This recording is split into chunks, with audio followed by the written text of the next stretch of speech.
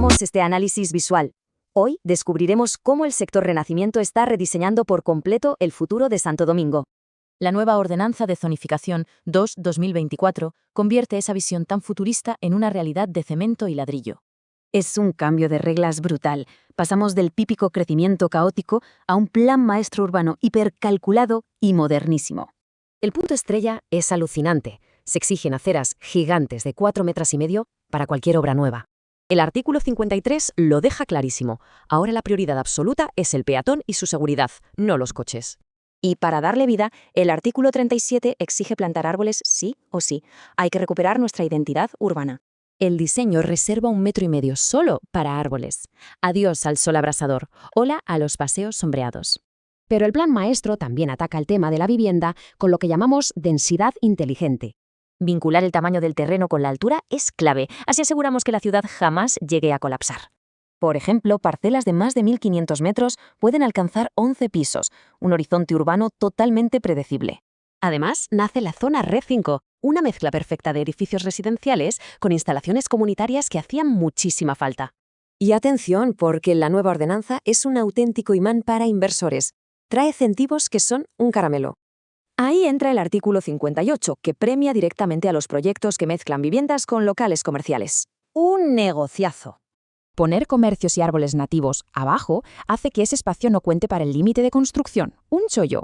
Todos ganan. Los inversores sacan máxima rentabilidad y el barrio disfruta de calles llenas de vida y actividad constante. Lo increíble es el apoyo vecinal. Casi un 75% respaldó por completo esta esperada modernización. En definitiva, Renacimiento está marcando un nivel altísimo sobre cómo hacer evolucionar las ciudades caribeñas de forma realmente sostenible. Si este es el modelo del mañana, ¿qué otro barrio dará el salto hacia este espectacular renacimiento urbano?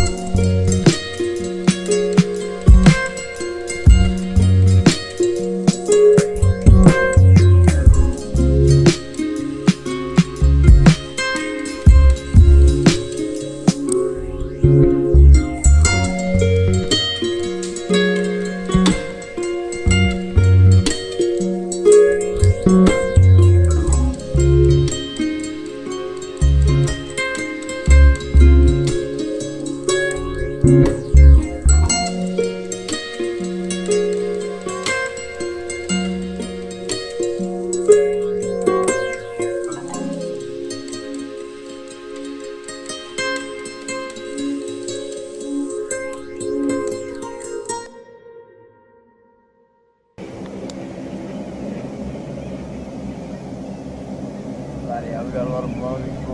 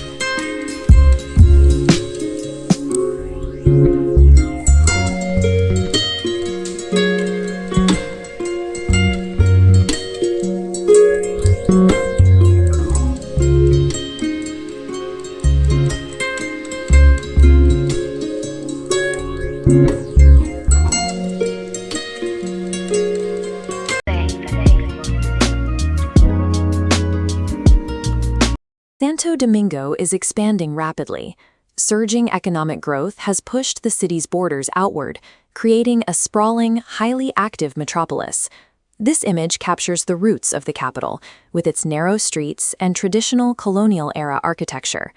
Today, those same historic corridors are struggling to process the traffic, commerce, and infrastructure demands of a 21st-century economy. This photograph shows the dense, modern skyline that has emerged in response. Professionals flock to the city center for economic opportunities, but they are increasingly exhausted by the daily gridlock, the relentless noise, and the lack of walkable green spaces. That exhaustion has created a unique market demand, and the sector of Renacimiento has positioned itself to capture it.